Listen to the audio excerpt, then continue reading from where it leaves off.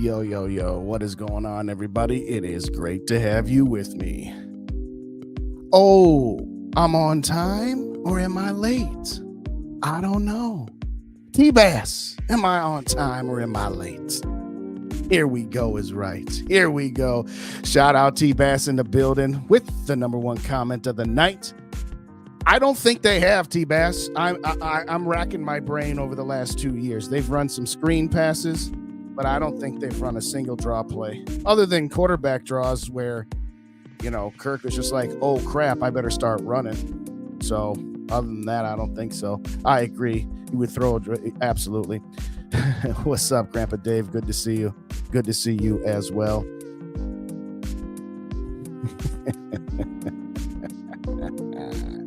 There you go. So there you go. What's going on, everybody? Hit them like buttons.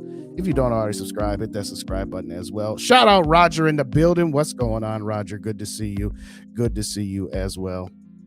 Yeah. It's all good. It's all good, T-Bass. I appreciate y'all being here. I appreciate y'all. So what are we going to talk about tonight? After I shout out, I want to mock Bob in the building. What's up, Bob? No, I ain't mocking tonight. I ain't mocking tonight. Because if I mock tonight, then I'm a bad Vikings fan for assuming they're going to be where I would mock them at. So not yet. But thanks for joining, Bob. I appreciate it. What we going to talk about tonight? Well, let's see here. We got a game against Chicago. We got Justin Jefferson. We got Kirk Cousins being asked about his trade status and him dipsy doodling around to avoid the question at all costs. And we might skip up to the top of the food chain before we're done. We just might.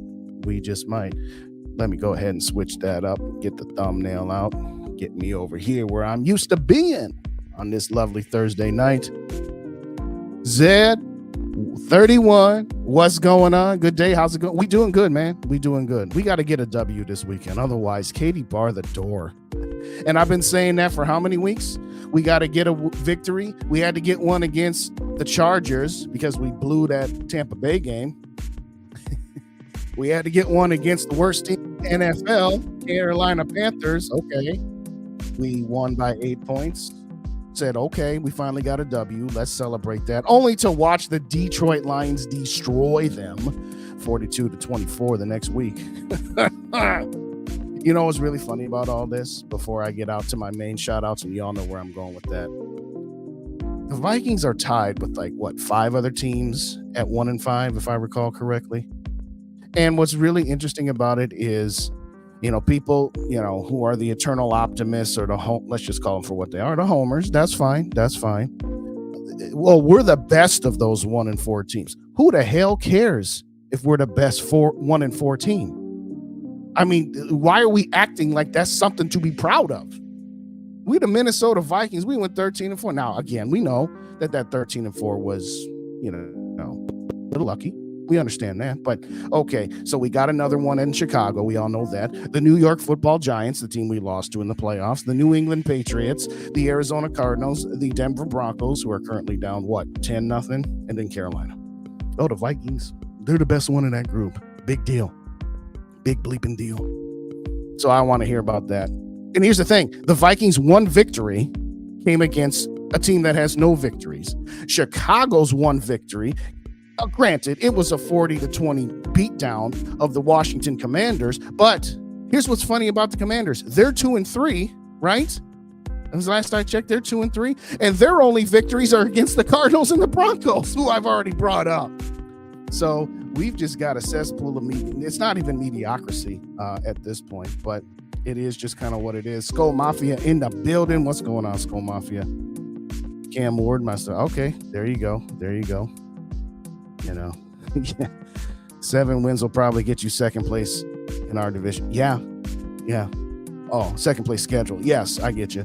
But thank you, Dave. Hang the banner for being the best 1-4 team. Whoop-de ding dong. Before we get out to our topics of the evening. Yes. Mannion. Don't get me started. Shout out Jim in the building. Jim NFL 7. Depressed season, go Lions. Yeah, you know what? Here's the thing. I don't really want to root for the Lions, but On the off chance that Green Bay figures it out, I'd rather the Lions win and go to the playoffs in Green Bay. So we all know that. What's up, Ryan? Hey, sorry I'm late. No, you ain't late. I only been on for 5 minutes, so you ain't late. I felt that. You ain't kidding. Hide the women and children. You're right. Two-Tone Tony in the building. What's going on, Two-Tone? Good to see you. We got Dave Thibodeau in the building as well. I appreciate each and every one of you, and I mean that sincerely and from the bottom of my heart. Now, we're going to kill the music, and we're just going to... No, that's not the one I want. That's the one I want. Actually, no. This is the one I want. Y'all know how I start my show each and every time. And one time, just got right into it, so I did it at the end. So my objective is to always do it at the beginning after I say hello to you guys. In addition to shouting you guys out for putting your names in the chat, showing your loyalty, and letting me know that you're here, we got to give a shout out to the active and veteran members of our military and their families, because they have sacrificed to allow us to have the freedoms that we enjoy every single day. Whether it's talking on YouTube about our team, or whether it's going to work, or whether it's going to school, we have the freedoms in this country because of the sacrifices, both currently and previously, by the men and women of our military. Another shout out goes to the men and women of our police officers, firefighters, and EMS, who in times of tragedy are the ones running towards the danger to help the rest of us get away from it. Shout out to you guys as well. And to the doctors, nurses, frontline workers, home health care providers, thank you so very much for taking care of us in our times of need, whether they be health crisis or end-of-life crisis or anything in between. These groups of men and women that I have shouted out here tonight at times can work very thankless jobs. So I'm going to say thank you to them each and every time I'm on this show, whether that's Monday night or Thursday night. Anytime I'm on this mic, I'm going to say thank you to those groups of people that give us what we got. All right, let's cut the music back on. Got to get into a rhythm here, y'all, because if I don't, I'll be all over the place. We're gonna change it up though. We're gonna change it to this one. How y'all doing tonight? How y'all feeling about this game Sunday? I mean, give me your honest opinions. Put it in the chat, because I don't know what to make of this team anymore. We're going to do a quick around the NFC North. We know the Packers are off this weekend. We know the Vikings and Bears are going to be facing each other. But the Detroit Lions, what do they got going on? Well, they got first place going on is what they got. They got the spot that we all thought we were going to have. And honestly, as I said a moment ago, you know what? If there's going to be one time or one team, I'd rather it be the Lions or the Bears if it's not us. But they got a tough matchup against Tampa Bay. And I believe they're the 325 game, so I believe that's the national game. So I'm really looking forward to that game. You know, so on one hand, I say hopefully the Buccaneers win. But on the other hand, it's like, you know what? I just want the Lions to take this division in case Green Bay figures some stuff out. I don't think Chicago's going to figure anything out, but just in case Green Bay does, I'm looking to see the Detroit Lions go to the playoffs. As much as I hate saying that, as long as they don't win the damn Super Bowl. If they win the Super Bowl before us, oh gosh, we'll never hear the end of it. Shout out T-Bass. He's got jokes, y'all, ladies and gentlemen. Yeah. You still have to. We're gonna get mollywops, and I'm gonna get to that in just a second. So glad I'm traveling Sunday. Yes, I'll watch, but probably won't. Yeah. No, it's all good. It's all good. That's what a first place schedule gives you. No, you're right, but at the same time, I don't even think that would matter right now. I really don't. Not with the way this team is going. So let's get into theme number 2. Bottom feeders. The Minnesota Vikings and the Chicago Bears. It's time to just call it for what it is. We are bottom feeders. Went through it a moment ago. Denver, bottom feeder. Chicago, Minnesota, bottom feeders. The rest of those teams that are all tied at 1-4, and Carolina at 0-5. Again, we've only gotten one victory against Carolina. We are just bottom feeders. And what's interesting about this is the Chicago Bears general manager interviewed for the Vikings job before the Wolves said no, and he got to Chicago. And why? Because he wanted to do what is inevitably coming at the end of this season, going into the 2024 season. So yeah, we wouldn't have had last year's 13-4, all those comeback wins, and all the fun that we have. And I've said it a million times. We don't need to give those wins back. We don't need to pretend they don't exist. But what was it worth? A wild card round exit. And so at the end of the day, we're going to start a rebuild or a reload, whatever you want to call it, in 2024. And we're going to be 2 years behind the Bears rebuild. Now, I'm not saying that the Bears are on the fast track, because they're certainly not. And again, Justin Fields has had 1.5 good games. Let's just call it 2 games. That's been pretty good this year, but he only won 1 game. So I'm not saying he's figured it out yet. And I'm not saying the Bears have figured it out yet. All I know is that the Bears are 2 years ahead of us, because we decided we wanted to go with Kwesi, who invariably probably wanted to do the same things that Poles did, but the Will said no. And Kwesi said, all right, we'll do it your way so I can have this job. And he probably said to him, all right, if we do it your way and it doesn't work any better than it worked with Zimmer and Spielman, then at some point you got to let me do my job. Because here's my overarching point with Kwesi Adofo-Mensah. If you're going to force him to play by the same rules and the same playbook that Rick Spielman had to play with, which is we're always going to be competitive, we never take a step back, we don't trade up very often, then why the hell did you fire Rick Spielman if you're just going to bring the next guy in and say you've got to do the same thing, which is we never, ever, ever take a step back. We never tank. We never throw a season. Okay, I'm not asking you to tank or throw a season. What I am asking you is don't push your chips all in every single year to end up mediocre. It's like playing in a poker tournament. You don't put all your chips in every hand. You put your ante in every hand, and then you say, oh, I'm sitting this hand out. I ain't got no hand here that I want to play. And at some point, the Wilfs need to understand that. But we're going to get back to the Wilfs later in this extravaganza. But for right now, I don't care who wins this game. Obviously, I'm never going to cheer against the Vikings. I'm always going to cheer for them to win. If they lose, am I all that disappointed at this point? No, because they got 1 win. So if they lose again, am I really going to be upset? No, not really. I've said short-term pains, long-term gains. But at the same time, it's like, why would you allow this team? This team doesn't deserve us to be upset when they lose. This team hasn't earned the right for us to be disappointed when they lose. This team constantly is turning the ball over. And after this many weeks, it's not just a couple of bad plays, a couple of bad luck. The football gods are really taking it all back for giving us all of the luck they gave us last year in spades.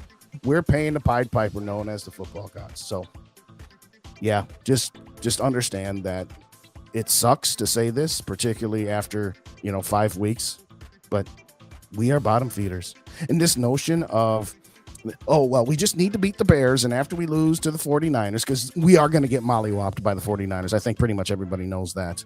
Even the most optimistic homers know we ain't beating San Francisco. But the point is, we'd be 2-5 at that point. And then we can go on a 5-game winning streak.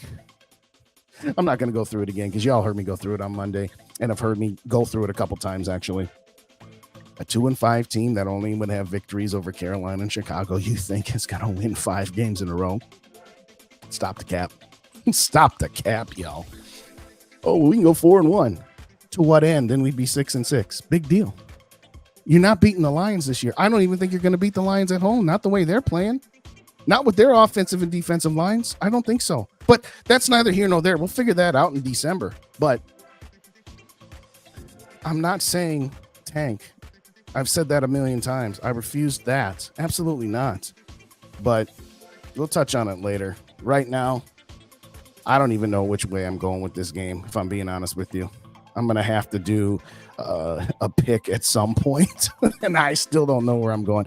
Going into the season, I originally had the Vikings losing because I figured the Chicago Bears in Soldier Field mystique. But then I switched it and said, you know what? I'm going to have them 4-3 after the first 7 games, losing to Philly, losing to Kansas City, and losing to San Francisco, and then beating the other 4 teams. In other words, beating the teams you're supposed to beat and losing to the teams that are better than you. Well, they didn't quite hold up their end of the bargain now, did they? But having said that, Before this Justin Jefferson injury, I had it as probably 60-40 Vikings, and now I've got it flipped the other way. I'm not saying that I'm picking the Bears just yet, but right now, the way they played, the fact that they got their mini bye and they got 3 extra days of rest, they're going to be at home for the ceremonial Dick Butkus thing. Yeah. Without us having Justin Jefferson, oh boy, it's going to be a long day. I'm not saying that it's impossible for us to win, but I'm saying it's going to be a long day. It's going to be a long day. You know what? Rule number 1, make a playlist. Until you make a playlist, you got to make sure you don't hear the same music over and over again. There you go, Dave. There you go. In all seriousness, let me get some shout outs here because I know I got a few more people in the building right now. Tank is a 4-letter word on Purple Daily. They call it a step back. They call it a step back. I've been saying that for 3 weeks. Here, let me remind you. Let me remind you. A step back versus a full-on tank. Yes, no. In all seriousness, no. I agree with them. But I've been saying it. Shout out Young Cridge in the game. Yeah, Shake. I don't understand what the hell they're thinking signing Mannion again. For what? And by the way, if he becomes the number 2 quarterback and Jaren Hall goes back to 3, I'm going to lose my damn mind. If something happens to Kirk, you put Jaren Hall in there and see what you've got. Baptism by fire. Oh, well, we want him to sit and develop for a little bit. Okay, that's fine. You can let him sit and develop. But now that your backup quarterback is injured and you're bringing in another slappy off the street, if something happens to Kirk, you damn well better play Jaren Hall. You damn well better. Shout out 6 Shooter. What's going on? Good to see you as well. Thanks for stopping by. Appreciate you. Totally agree with. Hey, I appreciate you, Zed. Appreciate you. The Bears don't scare me now, but next year. Oh, yeah. Next year, they're going to be ahead of us because we're going to be taking our step back. And they took their step back 2 years ago. And I said it at the time to my compatriot, Mike Castellino, the king of Vikings Twitter Spaces. I said the one thing I don't want is I don't want the Vikings to run it back for a year or two, just to start the process 2 years too late. But I digress. Once you're known to be a fumbler. Oh, yeah, absolutely. See Adrian Peterson as prime example. As prime example. Oh, it won't be a loss. Probably. You probably ain't, right? Quasi's the bottom binger being in Kansas. You know what, Bob? I'm going to touch on that at the end. That's one of my themes at the end. So I'm gonna keep that one on the side for a minute. SKOL for Life Barbara, what's going on, man? Thanks for joining. Appreciate you. Everybody shout out SKOL for Life Barbara and my guy Mateo. This team just needs to lay down like a Kardashian every time I see him out. That's why I love you, Mateo. That's why I love having you in these chats. That's the line of the night. So if anybody wants to take that crown from Mateo right now, you good luck. That's what I'm saying. The Sean Mannion signing doesn't. No, again, it's because they will never bring in somebody that could even come remotely close to challenging old Kirky boy. Oh, Kirk would be uncomfortable if he had to look over his shoulder. Man the fuck up, then. Everybody wants to give you all this credit like you were the only one for that 13-4. And again, I will credit him at the appropriate amount. But I'm going to say this right now. This team has refused to get decent back. They would have never brought in a Gardner Minshew, and they could have. Oh, Kirk will be scared, and his performance will go down if he's got somebody else looking over his shoulder. Oh my gosh, it's ridiculous. By the way, does Justin Jefferson feel the same way now that we have Jordan Addison, who I'm not saying he's at Jefferson's level yet, but he's looking pretty good. Does Justin Jefferson say, oh, no, I'm not going to get as many passes because Jordan Addison's on this team now? No, he's going to say when I'm triple teamed, somebody else is there to pick up the slack. And once they start not triple teaming me, that opens things up for me. And I get it. You can have more than one wide receiver on the field at one time. I get that. But honestly, it's just ridiculous. My worthless opinion is in the building. The single greatest Twitter, YouTube, Facebook, MySpace, TikTok, all of them, Snapchat, the greatest handle of all time, in my opinion, because your opinion is never worthless, especially on my show. What's up again? Okay. Well, at least Randy can. You're probably right. Okay, fine. He better stay that way. KOC says Hall number 2. He better stay that way. It better not be Hall's number 2 for now until Mannion gets a few practices under his belt, and then we're going to move him back. But okay, fair enough. Yeah, I heard that 6-shooter. And if you hadn't heard, Jay Glazer said he thinks more than 50-50 the Vikings are going to keep Kirk. I totally disagree with him. It would be suicide if they did. I'll say it one more time.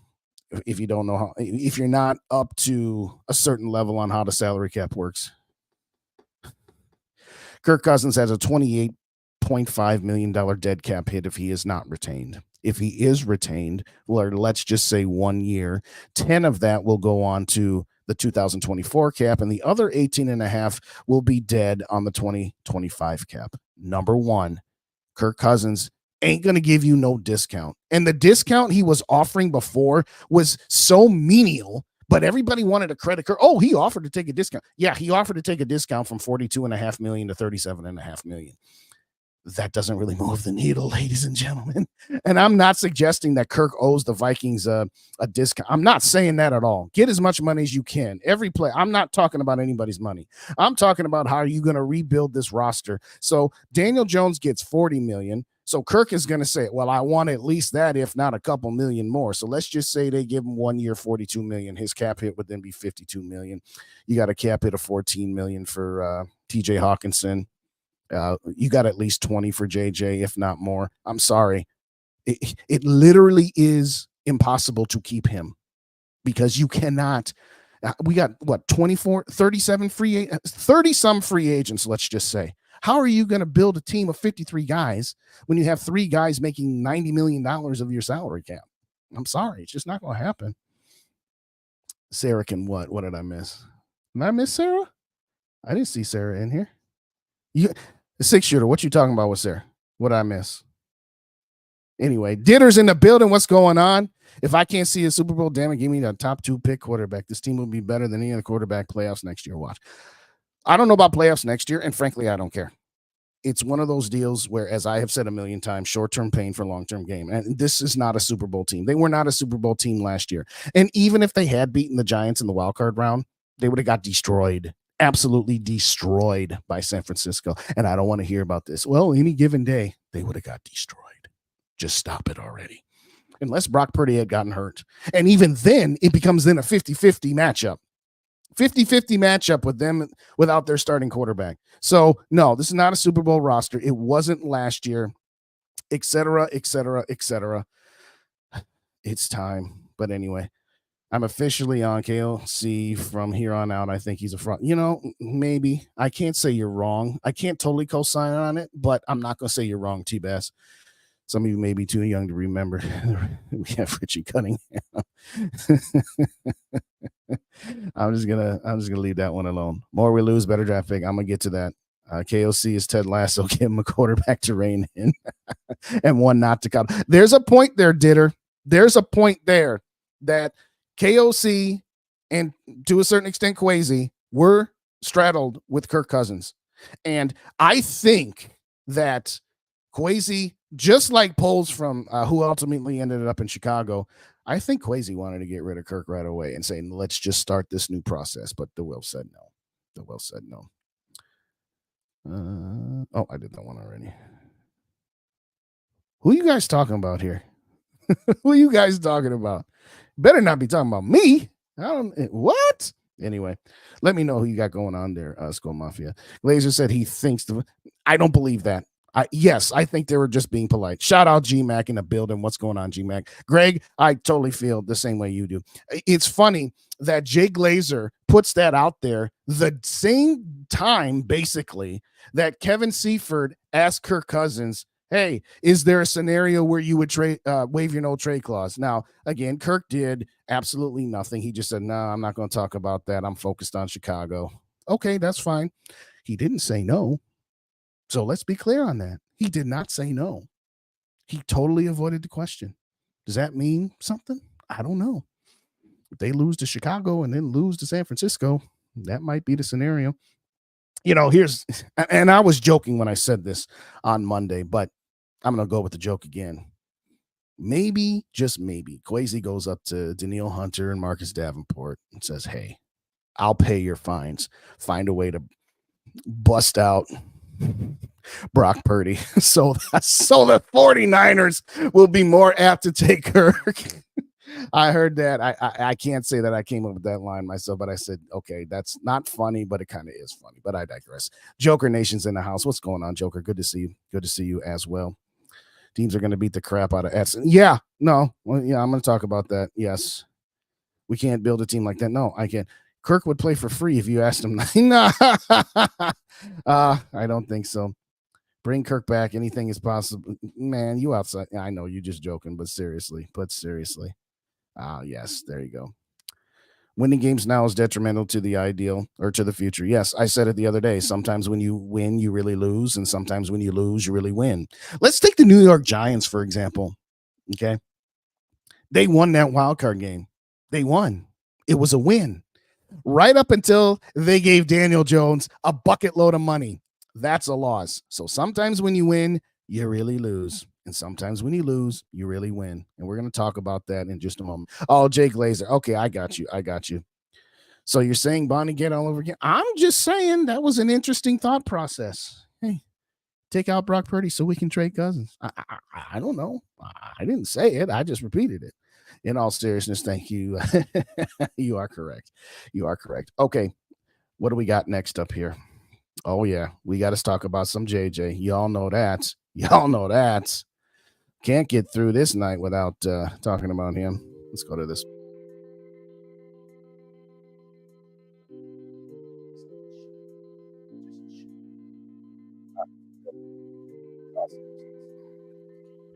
Justin Jefferson, hamstrung. See what I did? Hamstring. Yeah, okay. In all seriousness, he's going to be out at least 4 weeks as they put him on injury reserve. And to that, I say, bravo, Vikings. Bravo. Don't just let him sit for a week or two and put him back out there in what ultimately might be meaningless games. Protect Justin Jefferson from himself is what I said right after that injury. I am so glad. I mean, I hate the idea of watching a Vikings game without Justin Jefferson. So let me be clear when I say I'm glad that they did it. I'm saying it in the context of I'm glad they didn't give Jefferson the option of trying to convince them that he was okay just to go out there and worsen the injury. Okay? That's what I mean when I say I'm happy the Vikings took matters into their own hands and took matters out of Justin Jefferson's hands. Okay? Now, I'm not suggesting that the Vikings keep him on IR for 8 weeks just for the sake of, kind of throwing the towel in, if you get what I'm saying. If he's out for 8 weeks because he needs that much time to heal, fine. I'm okay with that. But I'm really glad, as I said, that this came out real quick. Like, nah, he's going on injured reserve right the hell now. Okay, so that's 4 games. So he's going to miss Chicago, San Francisco. Unfortunately, Green Bay. I kind of wish he was playing in Green Bay so he can shut Giant Ear Alexander the hell up. But anyway, and then he'll miss the Atlanta game so he can be back as soon as the Saints game. Honestly, I don't put Justin Jefferson out there until the doctors convince me that he's 100%. I don't want Justin Jefferson out there at 85%. I don't want him out there at 90 or 95%. I want him out there at 100%. I don't want him to. I get it. He's a competitor. We all competitive on some levels, and he's competitive way higher than us. I get that. But seriously, no, I am not putting you in harm's way when there's no reason to. So that's just my thoughts. Put it in the chat. What do you guys think? How hurt is Naylor? I have no idea. I'm just kind of, when he gets back, he'll get back. I don't know. They've not really said much about him. And I was kind of hoping for this Naylor guy. I wanted him to be the number 4 and show us something so that when we get rid of KJ, and I don't mean get rid of him like, oh, he's trash. I'm not saying that. I'm just saying they're not going to bring KJ Osborne back. He's going to cost too much money, and money we don't have. And I was hoping that Naylor would be ready, but apparently not. Shout out to Lemmy in the building. What's going on, Lemmy? Good to see you. Kirk needs to be traded. See what we got in the hall. Make Addison number 1 for the rest of the year. Shut down JJ for the year. Trade Hunter and Hitman and just roll with the punches. I'll say this. I've been clamoring for about 3 weeks. You trade Hunter. You trade Harry to Hitman. If you can get anything for Ezra Cleveland and replace him with Dalton Reisner, because Ezra Cleveland, for the same reasons as KJ Osborne, will not be back here next year either. I'm just saying. Why would you let assets walk out the door for nothing? And I don't want to hear about compensatory picks. I am so tired of hearing about, well, we'll get a 2025 compensatory pick. If you can get a second round pick for Danielle Hunter in 2024, why the hell would you want to get a fourth round pick in 2025? I mean, honestly. And it's not that, and I don't think you're going to be able to get much for Harrison Smith. You might be able to get a five, maybe a 4 if you find a team desperate enough, but that's really about it. Ezra Cleveland, you could probably get a 4 if you find a team desperate enough. KJ Osborne probably net you a 5. And you can say, well, Justin, you're talking about 4th and 5th round picks. It's not worth it. Yes, it is, because something is better than nothing. Something is better than nothing. Now, I agree. We need to trade Kirk, particularly if we lose to Chicago and we're 1-6 after 7 games. You go to Kirk and be like, hey, dude, you want to stick around for this mess, or give us a list? I've said it before. I'll say it again. Give us a list of teams. Get your agent on the phone with those teams and see if you can get a contract extension. If you got one that'll give you an extension, let's go. Let's ride. You know, it's kind of one of those deals where it just kind of is what it is. And yes, if you do find a way to move on from him, you absolutely give Jaren Hall the rest of the season. I don't want to hear about no Sean Mannion. I don't want to hear about any slappy you come up with off the streets. Absolutely not. You let Jaren Hall figure out if he's got something. And if he doesn't have anything, then all right, we're going to have to draft a quarterback. And if he looks halfway decent, okay, then you can decide. Are we going to take a quarterback, or are we going to try to bolster the offensive line and defensive lines, or linebackers, or cornerbacks if he's halfway decent? I'm not holding my breath on it, but I'd like to see Jaren Hall get the opportunity for 10 games. But that's just me. If you think they go 0-3, you're doing your darndest. Absolutely. I totally agree. I'm saying the same thing. Let's see here. That's good thinking. I just hope it pisses him off. Yeah. That's what I said. I said, if Kirk says, no, I don't want to go anywhere, there's no teams, I would say, you're going to be the most expensive backup in the history of the NFL, because we going with we going with Jaren Hall. So does that motivate you to give us a list of teams? Because if it doesn't, well, prepare to sit your ass down. I'm just done. And it's not even really it's at this point, I'm so sick of parceling out blame. It's not about blame. It's not about what he is or what he isn't. He's one of the top 10 to 15 quarterbacks on a planet full of 8 billion people. So anybody who says he sucks is crazy, but he does not have the ability. Patrick Mahomes would probably not have the ability to win a Super Bowl with this roster. Can Kirk win a Super Bowl with Philly or San Francisco? Maybe. He'd certainly have a better chance than he would with the Vikings, but this team is not ready, and Kirk is not good enough to overcome the deficiencies. And that doesn't mean I'm saying he sucks. It means I'm saying he just doesn't have enough, and that's all right. It's time to involve Jefferson in the decisions. I don't want to lose him like we did Randy Moss. Yeah. Well, losing Randy Moss, you can thank Red McCombs for that. Randy Moss was due a $7 million roster bonus on March 1st, and Red was already in the process of selling the team to Ziggy and Mark, who we're going to touch on here in a minute. And Red didn't want to pay $7 million because he was trying to sell the team and get as much money as he had. It's like, dude, just tell the Wilfs to add $7 million to whatever number you agreed to. You don't just trade Randy Moss.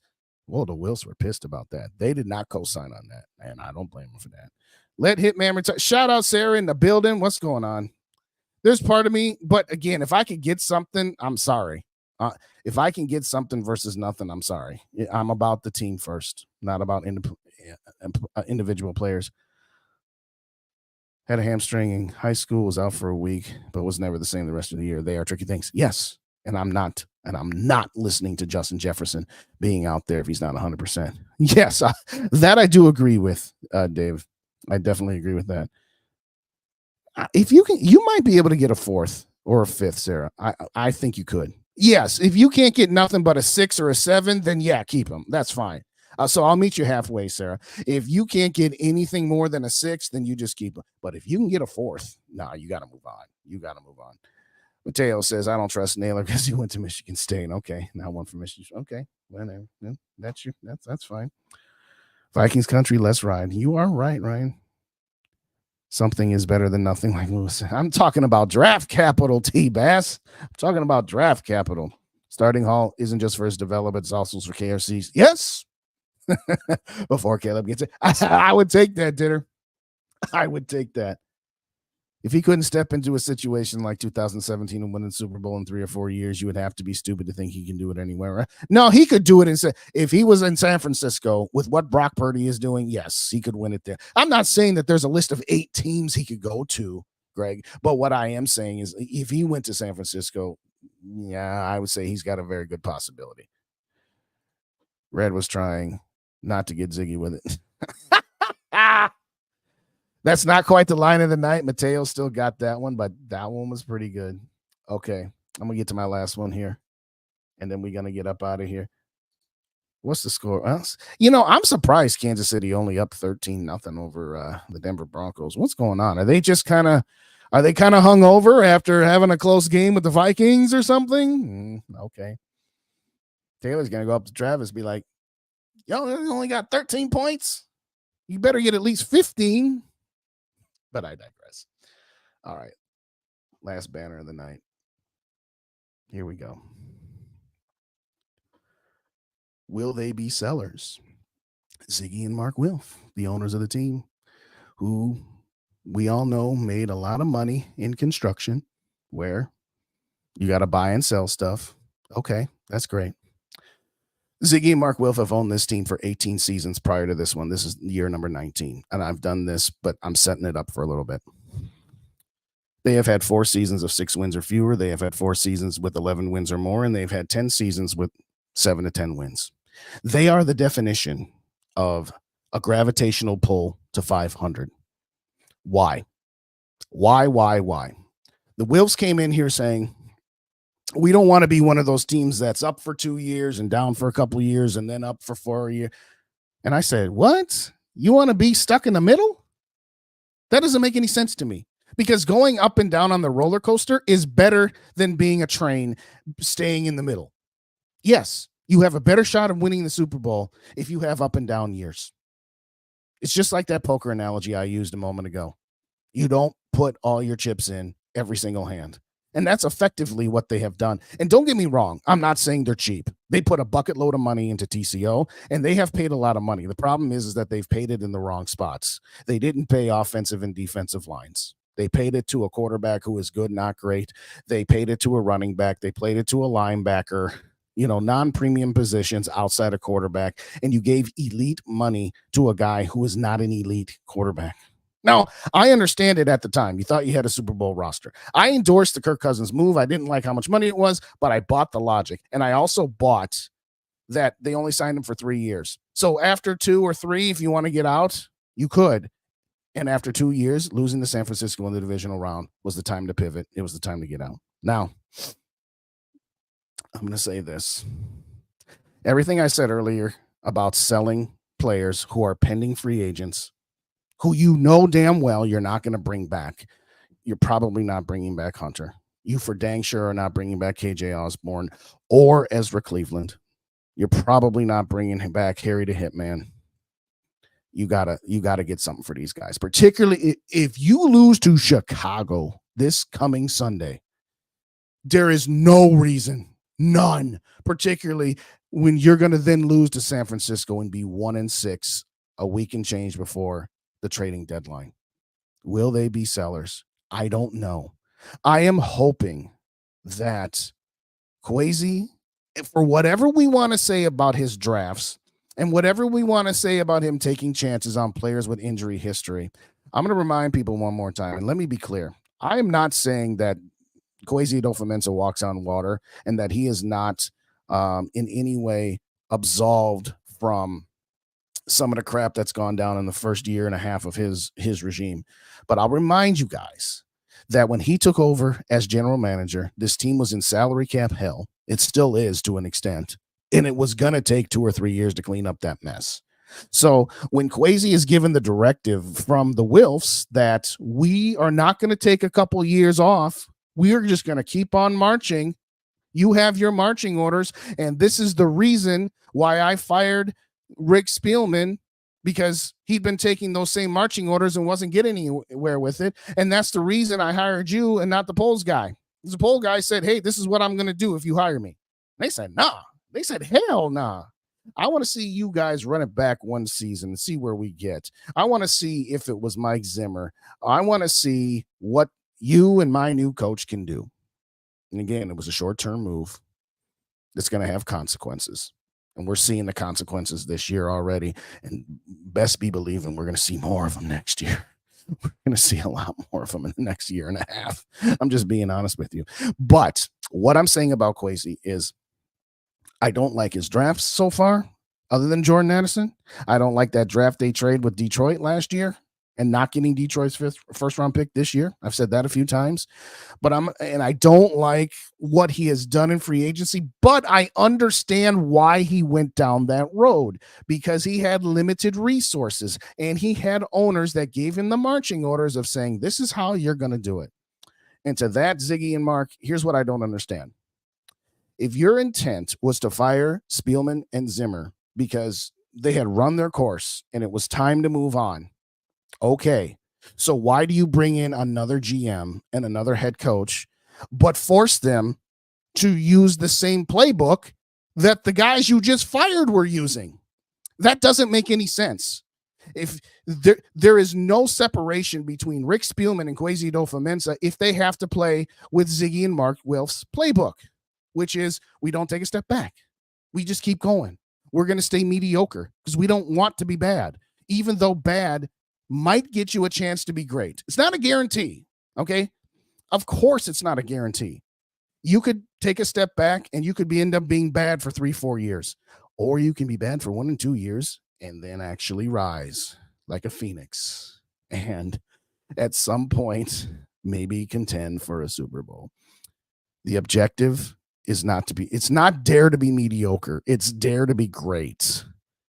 And to a certain extent, as I have said a few times, the Wilfs care more about not being bad than they do about being great. And don't get me wrong. I'm not saying that they don't want to win a Super Bowl. I'm not saying that. But I don't understand why they're doing what they're doing. Okay. You want to know why they like Kirk? Because he keeps them from, up until this season, he keeps them from being a 6-win team or less. He's also a gravitational pull to 500. Yes, after 13-4 last year, he was finally above 500. Starting at the year last year, he was exactly 500, or maybe one game over. It doesn't really matter. He's basically a 500 quarterback. Well, that's not all Kirk's fault. I didn't say it was his fault. I'm just saying it is what it is. Better or worse, it doesn't matter. It is what it is. You know, the thing about the Wilfs and Kirk Cousins is they're comfortable with Kirk. And they don't want to take a risk of being uncomfortable. 5 years plus, they have had a relationship with Kirk Cousins as their quarterback, and they hang their hats on quarterback stability. Quarterback stability, in theory, is a good thing. But when that quarterback stability leads your team to mediocrity, then what the hell good is that stability? There is no good to it. There just isn't. Okay? It's kind of like, here's what Ziggy and Mark Wilf need to do. They need to ask themselves, okay, we've put a lot into this. We've put a lot of money into this. We put a lot of time into this. We put a lot of energy into this. At what point are we not going to be content with it anymore? You know, some of us here in Vikings land, whether we're content creators or fans, all that other good stuff, we're no longer, or at least a lot of us are no longer content with mediocrity. And I understand that it's a risk, but it's a risk worth taking if you want to be great. You know, it's like you've been seeing somebody and you care about each other, but you fight all the time. And at some point, you just can't get away from the inevitability. Yes, you can keep trying the same thing with the same person who you are comfortable with. Again, I've referred to Kirk as that comfortable 6. And before Kirk, other than that 1 year of Favre, you've been dealing with 3s and 4s. So now that you got this 6 who gives you comfortability and for the most part gives you to either be mediocre or slightly above mediocre. Do you kick that six to the curb under the fear of you might get a three or a four? Well, the reward is you might get a seven, eight, or nine. But they don't want to take that risk. And why I gave that whole spiel about Kwesi is this. I think Kwesi might have negotiated or at least set up with the Wills to say, okay, we'll give you a year or two doing it your way. And maybe that he says to them, okay, I'm going to come to you at some point and let you know it's time to go. It's time to move on. And moving on is tough in any walk of life, whether you're a billionaire or, and it can be any kind of relation. It can be professional, personal, whatever. At some point, if you've gone as far as you can go with this person, with this quarterback, then at some point, why do you want to keep going on when you know you're not going to get anything better? You've tried to build this roster around Kirk and his salary. And again, I'm not saying he's overpaid per se. I mean, if you get what you can get in the NFL, I'm not saying it like that. I'm saying that from a roster construction standpoint, we have tried and tried and tried to surround him with talent. Again, he's a good quarterback, not an elite quarterback. He's a good quarterback, sometimes very good, but that's it. And he's not going to be able to overcome this roster deficiency. He's just not. I saw a meme a few years ago with Michael Scott, the dude from The Office. Okay, we all know Michael Scott, right? And there was two of them. And on the top, it was him and Jan. And on the bottom, it was him and Holly. And the caption read, if you don't let go of your Jan, you may never find your Holly. It took Michael forever to let go of Jan. And once he finally did, he met Holly. And of course, we all know, Holly was gone for a while and then she came back and then you know how it goes. But the point is that, yes, if you let go of your Jan, you might realize that you couldn't do any better than that Jan. But if you let go of that Jan, you might find your Holly. Or you might think that the Jan you have is your Holly. And you know what? At some point, you got to try something else. At some point, you got to realize that you tried everything. You tried so hard. You tried every conceivable idea you can think of. But realistically, you gotta make a move. You gotta just say to yourself, okay, I don't want to make this move because I'm scared to, because of the inherent risk that comes with it. But otherwise, you're just going to stay stagnant. Nothing's going to change. Absolutely nothing's going to change. Nothing. And if you do decide to make that move and say, okay, I'm going to say goodbye to that Jan, that comfortable six that Kirk Cousins is, it's going to hurt for a while because your team's going to be bad. Or at the very least, it's going to take a step back. I shouldn't say bad. It's going to take a step back. And then you're going to be saying to yourself, if you're Ziggy and Mark Wilf, did I make the right choice? In your head, it's the right choice. If you've been convinced by Kwesi or Kevin O'Connell or some kind of combination thereof. Okay. In your head, you made the right move. But there will be days where your heart will tell you, boy, I'm not sure that I made the right move. And you start doubting yourself. You start doubting your choices. Because as human beings, we are the sum of every choice we make. One choice leads to the next. And when it's all said and done, we are the sum of our choices. And sometimes you make choices with the information you have available to you, and you think you are making the best choice that you could in that moment. And you can even know to yourself, this is the right choice. But that doesn't mean that there aren't times where you wonder, that you don't think back and wonder if there was a parallel course that you could have taken to get you to the same destiny or the same destination, excuse me. There are times where, I think Kwesi is being pulled in 4 different directions. I think he's got his agenda. I think KOC has an agenda. Mark and Ziggy have an agenda. And of course, the players have an agenda, and he's got to balance them all. He's getting pulled in 3 or 4 different directions, and he's got to be the one that tries to fix everybody's problem. And at some point, he says, all right, I'm going to let this problem go. Not so much that it's a problem per se, but it's one of those things where you can't fix them all. You can't fix them all simultaneously. And you got to make a choice. Which one of these am I going to fix first? And which one of these am I going to fix next? And you can say that about every aspect in life. It's just kind of one of those deals where they have to just do what they have to do. And right after they make the decision and their team is not so good next year, theoretically, they might be improved in some areas, but not in others. It's going to be tough. It's going to hurt. And it's going to be one of those deals where you question yourself. You question yourself and what was this? Why did I do this? Why didn't I keep what I had? Why did I let that go? I don't know. Maybe because you tried everything. And maybe you thought there would be another option. But I'm just here to tell you, if you've tried every avenue, and again, conceivably, I think that the Vikings have tried every avenue that they can with Kirk Cousins. And again, that's not me putting blame or fault on him. But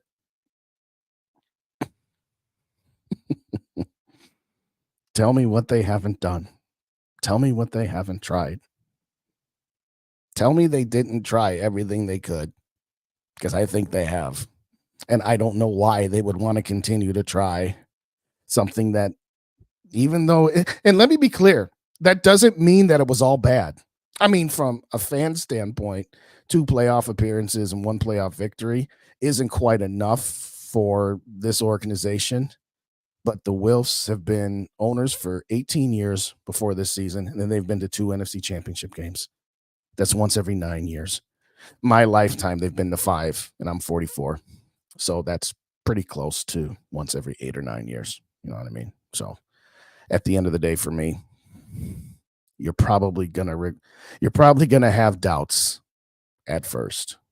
And then after a while, you know what? Those doubts, they start to fade away. And then they come back for a minute or two. And again, you start replaying it in your mind. Should I have done this? Could I have done something different? Put it in the chat if you think there's anything different that the Wilfs could have done. Tell me if you think that there was a parallel course that they could have taken that ultimately didn't end up with them moving on from Kirk or moving on from all of these other older players. Because I don't think there was. I could be wrong. And like I said, I hope Kwesi can get through to them and say, hey, we got to go in a different direction. It's time to let go. It sucks that you have to let go of this. I know you don't want to. I know you desperately don't want to because you're afraid. But keeping it is, what has that done? Hasn't done anything. So that's just me. If you're listening on the Vikings First and SKOL podcast, my prediction for the game will be right around the corner.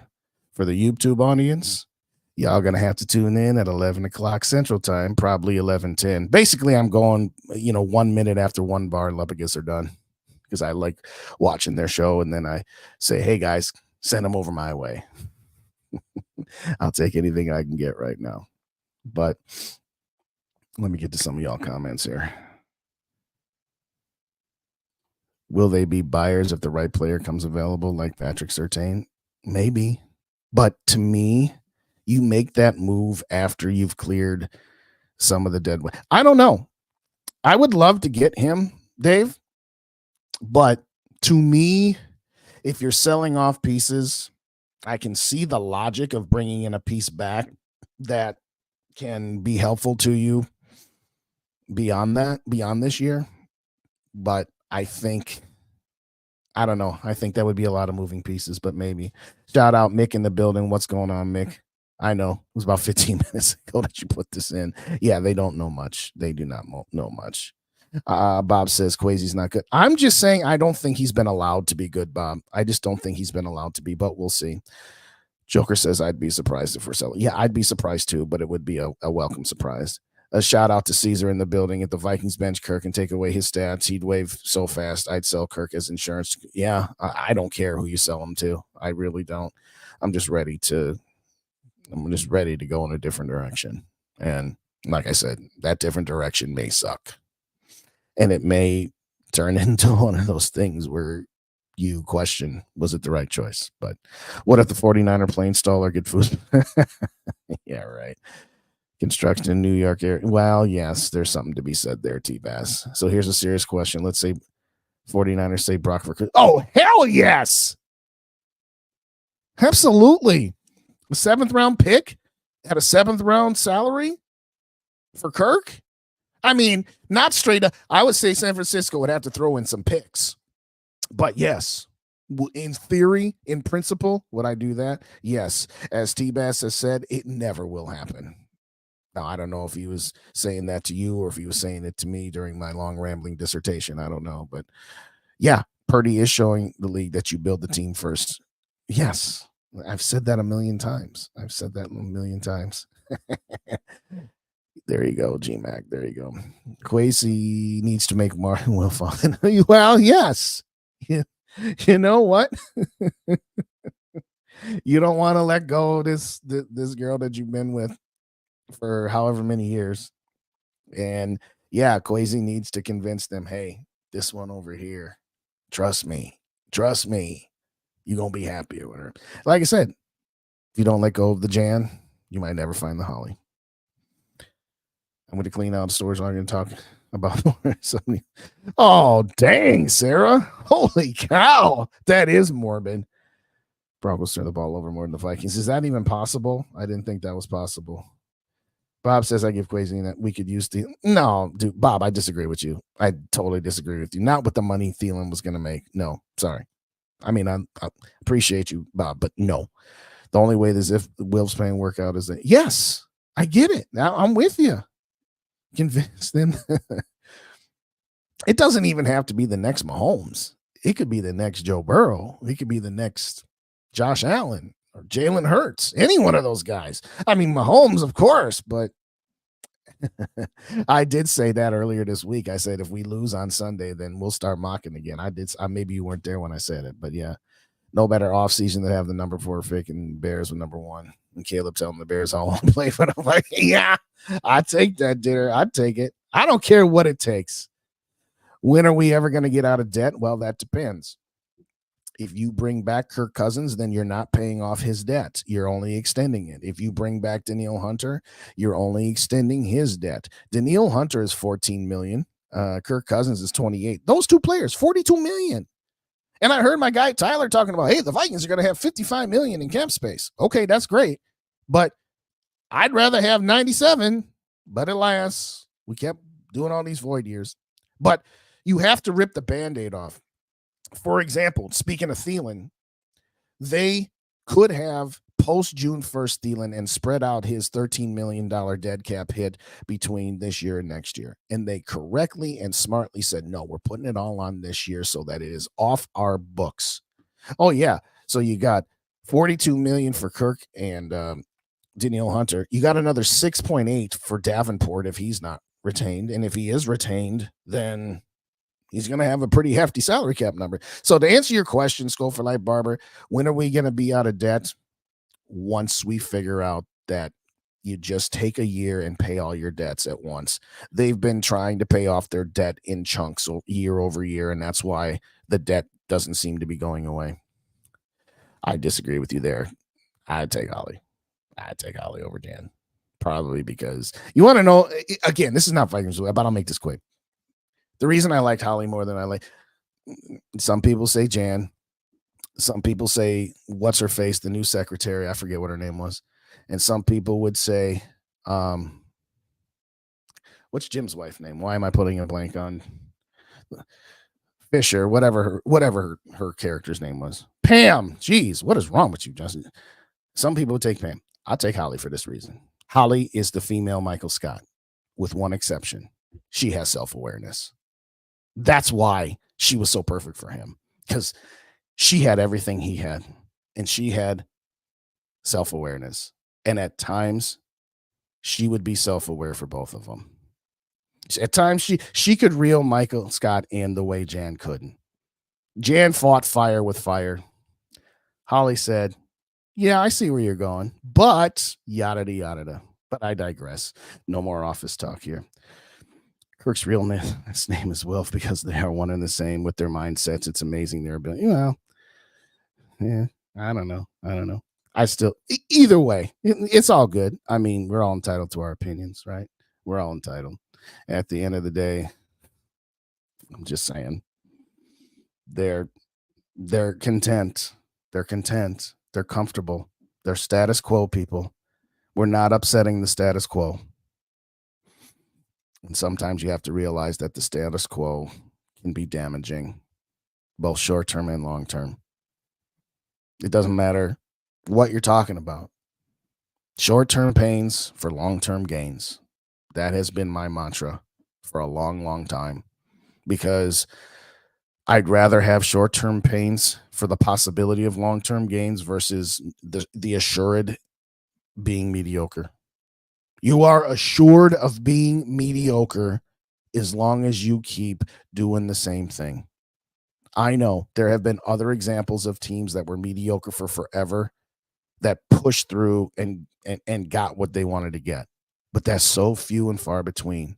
The St. Louis Rams in 1998 were 4-12, and then they won the Super Bowl the next year because they discovered Kurt Warner.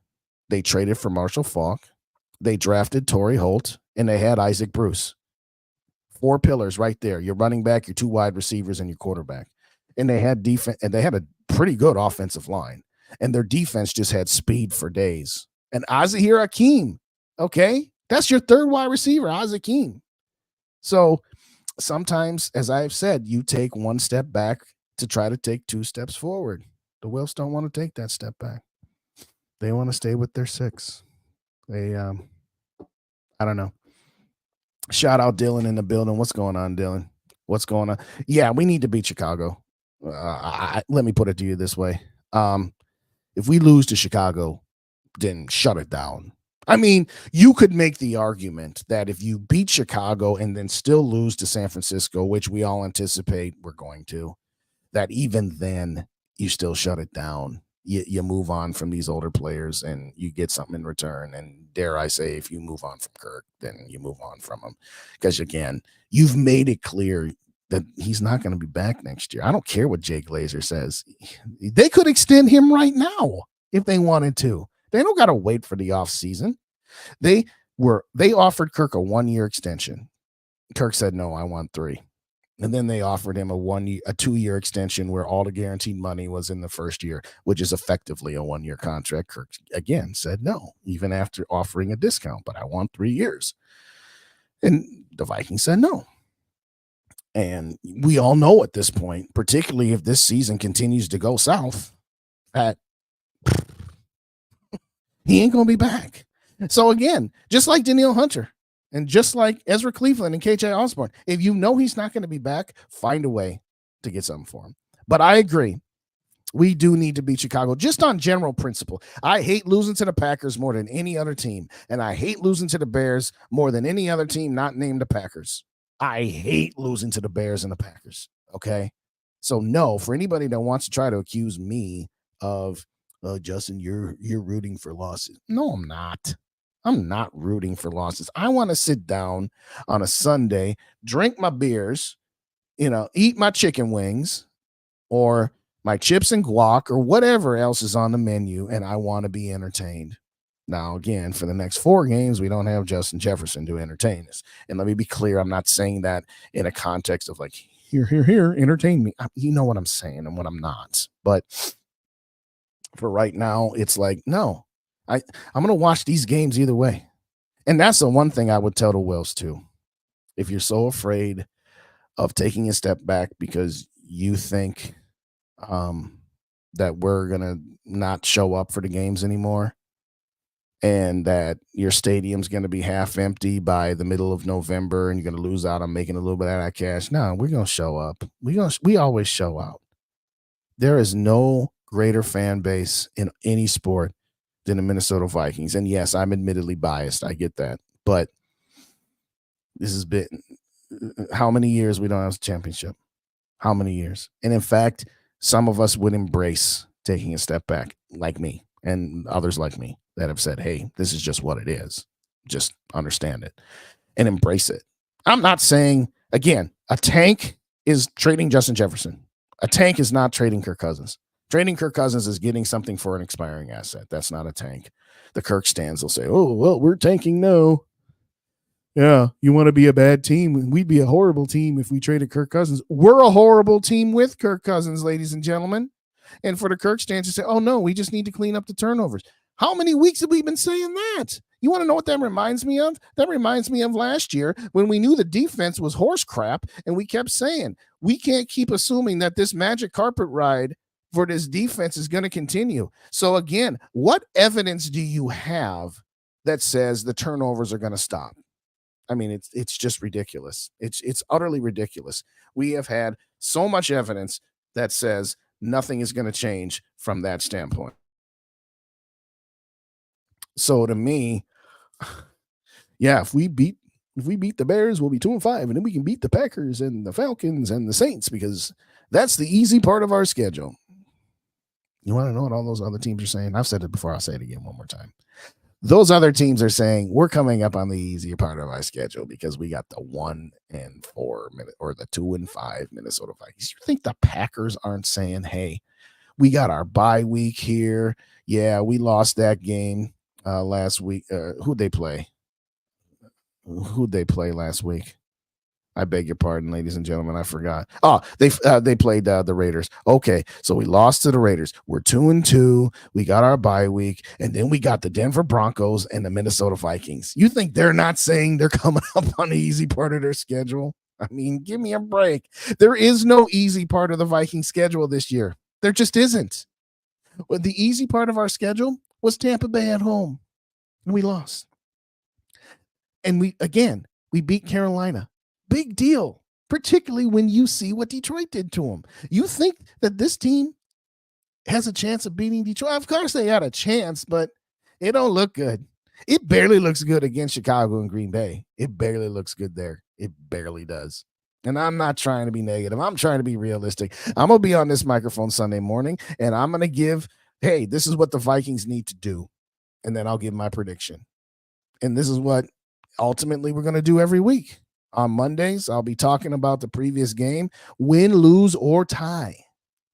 This team is my ride or die. I love all Minnesota, but I love the Twins. I love the Vikings. I love the Wild. Whatever with the Wolves. Love the Lynx. I'm always going to be a fan. I'm always going to cheer, and I'm always going to be here, particularly with the Vikings. I'm going to be on this microphone every week, regardless of whether they win or losing. Yes, it would get really stagnant if they keep losing, because what else are we going to talk about? I don't know, but I don't care because I got this microphone and I got you guys.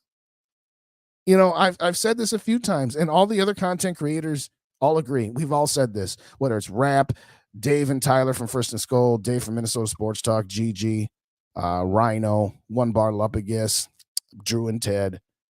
The interactions with you guys makes this all worth it. You know, there have been times in my life where I've doubted myself. There's been times in my life. I'm coming up on 1 year. Tuesday is my 1 year that I started my channel. And I've always had this question in the back of my mind. Was this a good idea? Am I capable of being at least halfway decent? You know, obviously you want to be great, but when you're starting, you'll take halfway decent, and then you'll take mediocre. It's okay to take those when you're starting at the bottom and you're on your way, you know, trying to progress. But no, I don't know. I said at the beginning of the show, with Justin Jefferson, I thought it was like a 60-40 Vikings way because, again, the Vikings always have this thing about, you know, Soldier Field. And now without Justin Jefferson, the Dick Butkus thing, the fact that the Bears got extra days off, I don't know, guys. I don't know. I do know they're not beating San Francisco. So either way, you're going to be 2-5 or 1-6 a week before the trade deadline. You want to know what my ultimate what I'd love to see just for the sake of short-term pains for long-term games. If we lose to Chicago, that we start making phone calls after we lose to San Francisco, and that we have one last hurrah and beat the Green Bay Packers. And then after that, trade off all those pieces and just say, hey, it is what it is. It is what it is. So let me get back to y'all comments here. Well, damn it, if they don't want to take a step back, then better fat Joe and lean back. I don't give a damn. Blow this shit up and trade DJ, D Hunt, and maybe Harry for. I'm totally with you. I'm totally with you. I'm not going to read this, Mateo. I'm just going to put this up there. Mateo might have taken his own mantle from line of the night to a new line of the night. Mateo. Greg says, I'll admit it. I'm rooting for losses because losses lead to Caleb Williams. I agree to a point. I'm not going to root for losses, but I'm not going to be disappointed if they lose. That's where I draw my line. That's where I draw my line is I want them to beat the Bears because I hate losing to the Bears. As an example, I want them to beat the Packers. But if they lose, am I really all that disappointed? No. I was disappointed when they lost to the Giants last year. I was disappointed when we lost to the Saints in 2009 and to the Falcons in 98. Those are disappointments. I wasn't all that disappointed in 2041 Donut. Your disappointment ended at halftime. There's no disappointment in that. And there wasn't no disappointment in 2017 because it was over at halftime too. Okay. So yeah, I'm not going to go into it saying, I hope bear down, Chicago bear. No, hell no. What I'd say to Ziggy and Mark Wilf to wrap that portion of this up, here's what I'd say to Ziggy and Mark. Good, bad, or indifferent, we're going to show out. It's been in that song almost since the inception of Vikings. You'll hear us yell for more. All day, every day. All day, every day. Even if they're not doing well, we'll still be there. But I digress. Everyone says the Vikings never train well. Well, generally speaking, they don't. But this might be it. To be honest, I actually see if we can restructure or deal TJ Droppinson because he makes me sick. And here's the deal, there's no restructuring to be done. They just signed him. They're going to keep him for the next 2 years because trading him would be an ultimate destruction to your salary cap. So we're stuck with him for at least a year or two. But after 2 years of his new deal, you can get out from under it without there being too much of a salary cap hit. But not for the first year or two. I think fans need to see that we are not getting Caleb Williams, but we can still get a top 10 and still be able to select a quality quarterback. There's some truth to that, Dylan. There's some truth to that. For me, I've said it already. I want either Caleb Williams or Drake May because I believe there's a drop after those two. I have Caleb Williams solidly at 1, Drake May at 2, and then after that, you got a whole lot of maybes. And again, Caleb Williams and Drake May, they're maybes too. I get that. Everybody's a maybe. Even, Peyton Manning and Ryan Leaf, they both had that, hey, these are can't miss guys. Well, one of them was and one of them wasn't. So at the end of it, I if we're going to endure this god-awful season, if we're going to go through the short-term pain, then I want the best long-term gain I can get. But you're right. We're probably not going to, but there's a possibility. Especially if you lose to Chicago. And I'm not saying I want that, but I'm just saying if it happens, I'm not going to be all that disappointed because then we can try. Appreciate your love. Yeah, if you haven't already. I haven't said it in a while. In fact, I didn't even change the banner after I got done with the Wilfs here. But if you haven't already, hit those like buttons. Hit that subscribe button. Is this your first time here? If you don't already subscribe to me, I appreciate you, love. I appreciate you. You're coming up on 1 year now. I don't know about that, but I appreciate the kind words. I really do.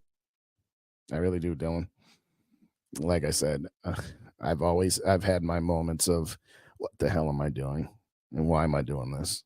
And that's why I said earlier, You guys in the chat make it all worth it. Yeah, I could sit down and talk about the Vikings for 20, 25 minutes. Me and Rap could talk. Me and Dave can talk. Me and Dave from First and School. Yeah, could we talk and record it and then put it on YouTube? Yeah, we could. But that's all well and good. But this is what it's all about. This is what it's all about. Talking with you guys, interacting with you guys. Ditter says Rashawn Johnson coming out party this week. I hope so. That'd be interesting. Chiefs ain't winning the Super Bowl. They suck. They struggled against Denver. Yeah, well, they struggled against us too. But it was on, 3 days rest. So as long as you got Patrick Mahomes, you always got a shot. Is Hall a bust? Absolutely not. He's not shown anything because he was the third string quarterback. So, of course, he's going to be playing with third string guys. So I'm not saying that Hall is on his way.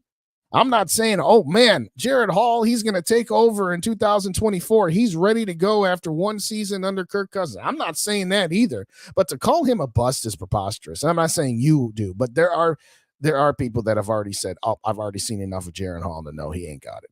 You ain't seen enough. Ain't nobody. Again, it very well may come to fruition that Jared Hall turns into nothing but a journeyman backup. But definitely not a bust, and definitely we can. I guess I'll just say it like this: we cannot make any determinations one way or the other right now. But the fact that Mannion is back in the practice squad and might back up later in the season shows you Kirk soften. Oh, I said that before you got here, Caesar. I said that before you got here. Always need to keep backups more competitive. Yeah, I said the same thing.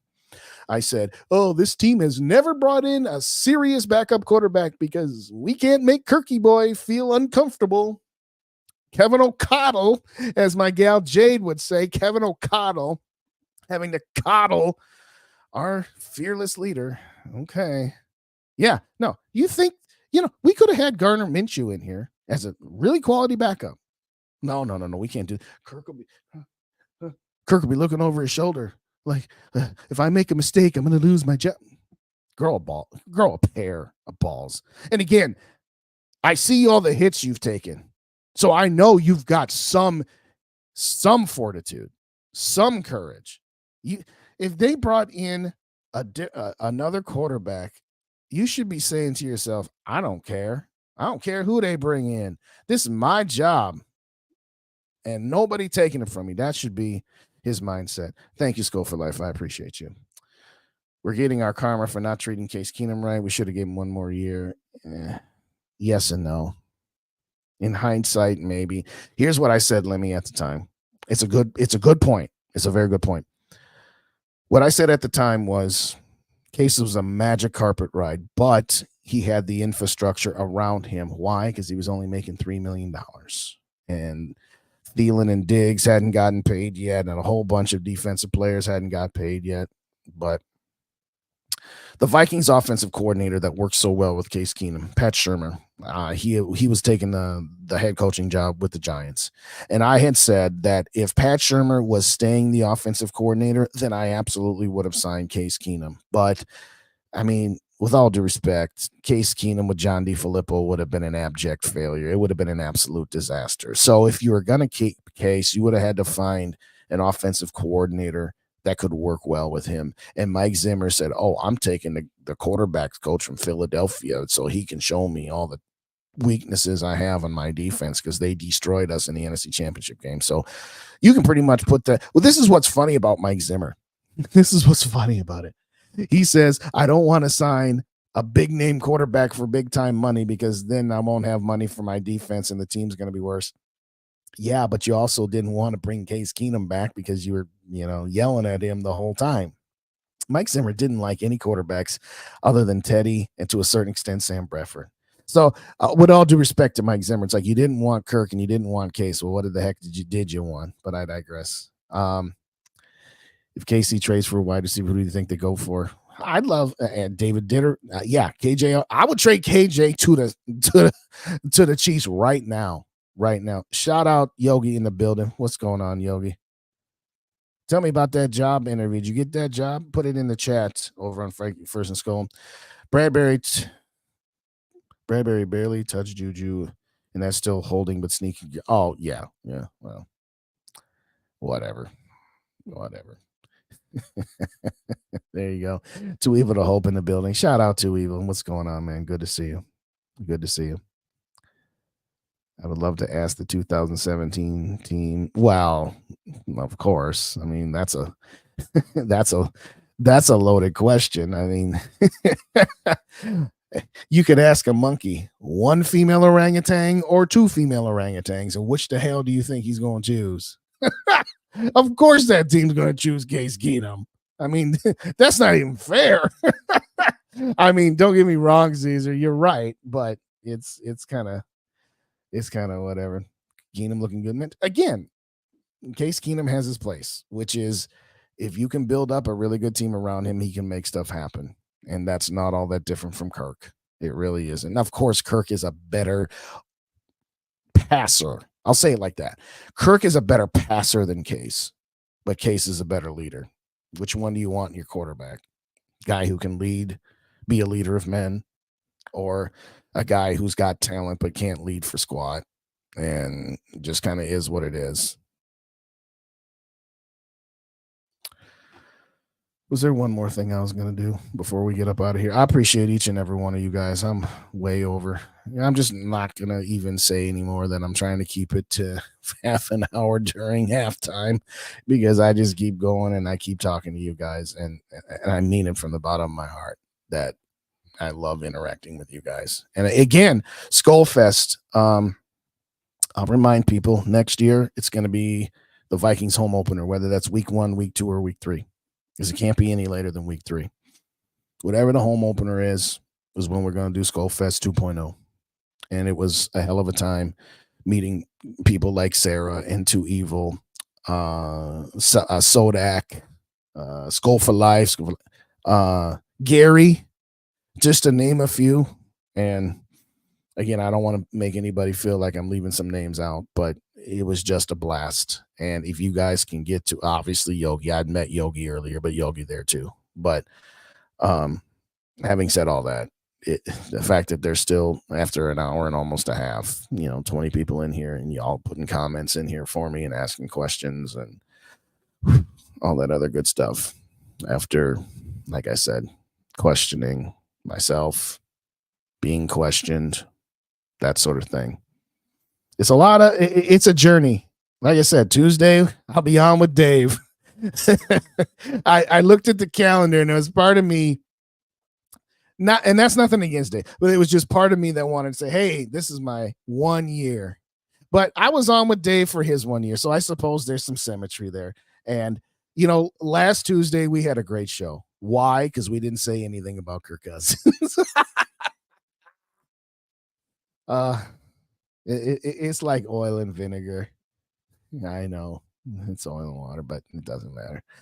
The point is that when the two of us get together, leave the Kirk Cousins talk at home. But in all seriousness, so if you didn't check out Under the Lights this past Tuesday, go to my channel. It's there. I have my stuff set up in playlists. So I got my Monday night and Thursday night in one playlist. I got my Tuesday night in a playlist. I got Curmudgeon and Punk in a playlist. And then at the bottom, it's got every single thing that I do. But if y'all didn't check out Tuesdays, go check it out. It was worth your time. It was worth your time. It was a great conversation. It was actually a conversation, a discussion, and not an argument. I love my guy, Dave. I really do. And I say that sincerely. Just like I said, this is what I love about our fan base. And this is what I love about doing YouTube and being a Vikings content creator and having you guys in here. A lot of the other fan bases, they're YouTube content creators. They like compete with each other and seriously compete with each other. They talk trash about the other creators of their team. And that is such a foreign concept to me. Like the circle that I've got, as I mentioned, Rap and Dave and Tyler from First and Soul and GG and Yogi and SK and One Bar and Lubigus and Drew and Ted, we all support each other. We all try to uplift each other. It's like, that's a radical concept for a lot of the NFL teams, content creators. They're like, they don't shout each other out. They don't say, hey, go to this show when mine is done, or go check these guys out, or subscribe to these pages. They'll be like, hey, don't be subscribed to this guy. Come subscribe to us. Be like, for real? For real? Shoot. I don't get it. Because like I said, I'll be in other people's chats and I'll see a lot of the same folks here. And well, there is that too, Evil. There is that. You notice how I didn't mention him in my circle? I mean, bully for him in the 71. That's all well and good. He's been doing it for 10 years, and that's great. But he's a ducky and bunny. He's a homer. And that's just not who I am. That's just not who I am. Yeah, he's on an island, and he's on a pretty big island, and that's fine. I'm not besmirching him. I'm not I'm not saying anything bad, but it just kind of is what it is. Sup, Jerome's like, okay. But whatever. That's fine. If it works for you, works for you. That's okay. Sutton just made a great touch. Oh, did he? Okay. They back in it? I don't know. Doesn't really matter. You know how that game's going to end. And if nothing else, the refs will help him too. I know, David. Oh, I know. And that's why that is almost as entertaining to me as actually watching the three. And don't get me wrong, I love all three. I love working with those guys.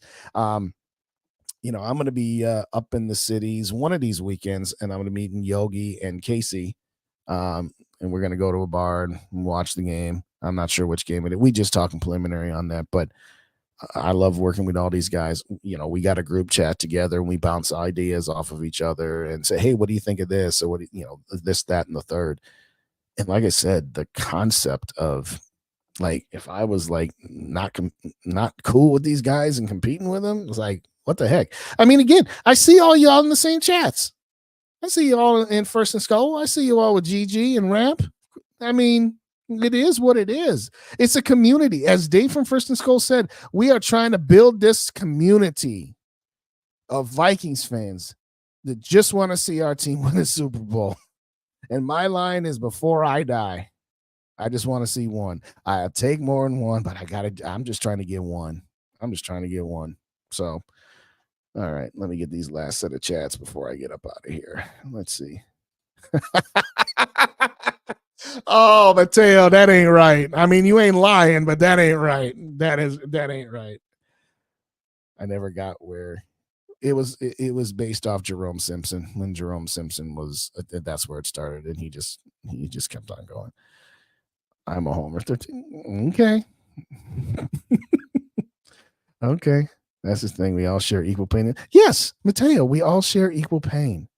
We all therapists for each other. That's why it's like, I had somebody ask me just like, why do you do a solo show and why does Rap do a solo show? And sometimes he comes on yours and sometimes listen, I love working with Rap and I love working with Dave, but there are shows where we do stuff together and there are shows we do as individuals. Rap and I are not one bar in Lupicus where those guys are a package deal.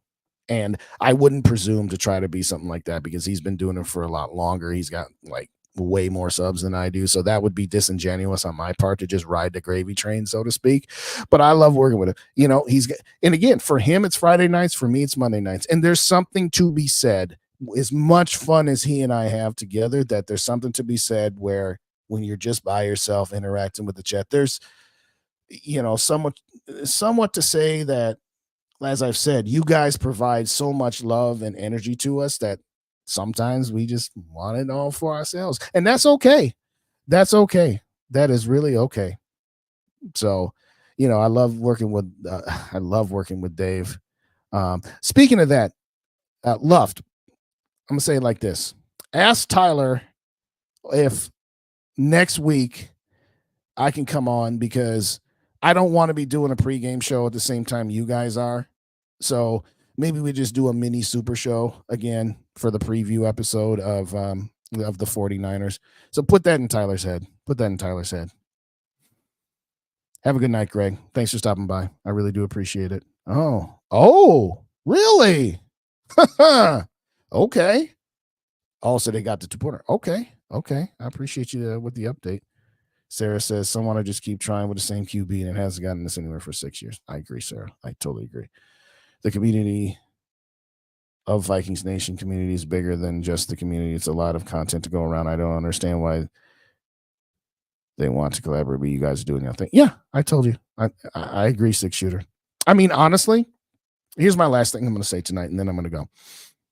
Is it probably will take me 6 minutes to get this story out, as it always does, but that's all right. I have interacted particularly with Mary before I even started YouTube, right? Mostly it was on what was Climb in the Pocket and what is now First and SKOL after, those guys broke off and are doing their own thing now. So I would interact with Mary. And I think it was the first part of June where I had my first appearance on Vikings First and SKOL. So it was me, Dave, and Tyler. And that was, hey, Justin's going to join. He's going to throw some podcasts up on the podcast feed. Here's his channel. And once in a while, Dave has come on with me. I would do it more, but, Dave's got an extremely busy schedule. So it's kind of few and far between. And that's okay. That's okay. I show up in his chat. He shows up in mine. That's enough. So kind of like what I was saying with rap. Sometimes we try to do, joint efforts. And sometimes it's like, hey, you do your thing, I'll do mine. And we support each other, right? But the next Tuesday show that I did, which would have been the next day, after I had been doing Under the Lights with Dave for a long time and been doing my stuff for a decent amount of time, the first time I saw Mary in a chat on my page, I was like, whoa, I've interacted with her. And I was hoping someday she would see that I had a channel. And as Dave says, Dave from First and SKOL says, she is the matriarch of this community. That's why we refer to her affectionately as Grandma Mary. And, seeing her for the first time and then her being consistently there was like, okay, I'm doing something right. There are days I wonder if I am. To this day, I wonder if I am. But that's just me. And that's just my personality of always feeling like I needed to do just a little bit more. Again, I'm certainly not comparing myself to Tom Cruise, but his character in Top Gun, the first episode, and I remember when his gal said, it's like you're always trying to prove that you're better than second best, because he was second best to Cougar, and then he was second best to Ice. And it's like, you always got something to prove. And sometimes that's how I feel. And I have a lot of people that tell me, you got it. And I have other people that said, why are you doing this? It just kind of is what it is. But at the end of the day, I'm happy to be part of this community. I was happy when I was just like you guys in everybody's chats. And now that I'm doing this, I understand what the other content creators were saying when at the end of every episode they say, thanks for the people in the chat. I'm glad you guys came out and watched the show, even for those people who don't put comments in the chat but still watched it anyway. At the end of the day, so much thank you to each and every one of you. To each and every one of you, whether you're still here or whether you watch this back later, I appreciate you.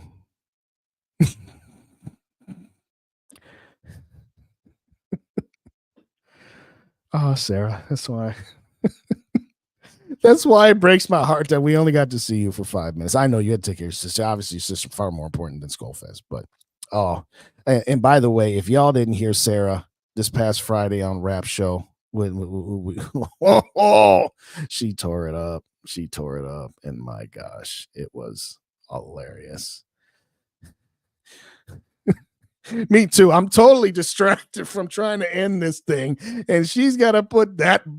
I don't know. Mateo, she might have taken the line of the night from you. She might have taken the line of the night from you. She might have. I can't. What? What did I miss? I can't stand that. Oh, yeah. Yeah. Definitely his brother. I don't mind his wife all that much. I mean, she can be whatever. But his brother, oh my God. He is god awful. He is awful. Caesar says, after 6 years of watching Kirk play and watching a guy like Royce Lewis, you can see the it fight. Yes, Caesar. Yes, exactly. Kevin Garnett had it. Once in a while, he didn't take the shot at the end, but bottom line, he had it. Kirby Puckett had it. Royce Lewis has it. Anthony Edwards has it. Kirk, I just work here. And it pisses me off. It irritates me because he has the ability. He does have the ability, but he just doesn't have it up here. He's so programmed. He does all this studying and he learns all these places, and that's good. But you have to understand that at some point things are not going to go as planned. And he doesn't know what to do when things don't go as planned. Anyway, so thankful for Twitter. Because of Twitter, I found Vikings fans, became friends. Never had the hey, I'm with you, Mateo. I'm with you. I get it. And like I said, I met Mateo on Twitter. He was in spaces with me and Mike, and now he's in this chat. And he's always dropping the lines and always making me laugh. Anyway, with all that being said, I told you that I would only take 6 minutes. I was going to finish talking about Mary, and then for real, I'm going to go. So when Mary showed up in my chat, and then she leaves me comments like, hey, this was a good point, or hey, good job, or even on occasion say, hey, you know what? I actually disagree with you on this. And I said, well, we go back and forth. And, I've had the opportunity to stay in contact with her through all of her medical stuff. And while I'm at it, and Luft, if you're still here, if there's any other information that you have that I don't, she texted me last night and said that she's doing much better. She still has her days, but they think that they have figured out what the hell is going on with her. So continue prayers up for Mary. She's not perfect yet, but she's getting better. They think, as I said, that they've isolated the issues and now we're trying to get them fixed. But she does say that there are days where she's got no energy and she's dead tired. And I said, well, she's like, oh, I'm sorry, I can't watch your show live. I'm like, Mary, you need to take care of yourself. I ain't tripping. If you're here live, great. When I see you live these days, then that means I know you're having a good day. And if I don't see you, then I know you're working on yourself. But Mary's such a wonderful lady. And, there were days where it was kind of scary. And I'm like, no, I have to meet her at least once. I had to drink some Coors Lights with her, as she would always say to me. But like I said, when she was there, I was like, okay, all right, I got this. I'm going to keep going now.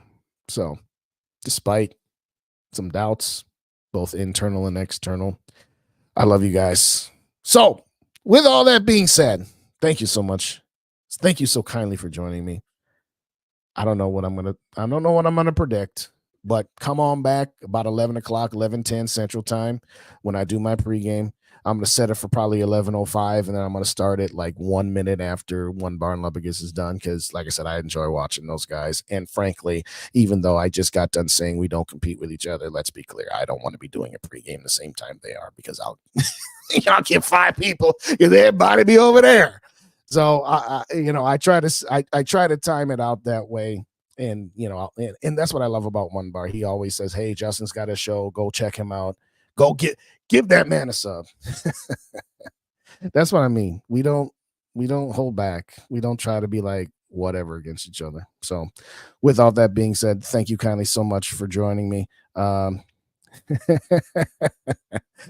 trying to prayers up for Mary. There you go. She's back home and back working. All right. Thank you kindly. I appreciate you. Anyway, SKOL in the next episode. We will see you Sunday morning. And if you haven't already done so, hit that like button, hit that subscribe button, and subscribe to Vikings First and SKOL on your favorite podcast aggregator, whether that be Spotify or Apple. Again, all kinds of good content there, as well as stuff that is not available that we only do for the podcast feed. So if you don't already subscribe there, hit that subscribe button there too. Thank you kindly, ladies and gentlemen. It's been a blast, and we'll see you Sunday morning. SKOL Vikes, and good night.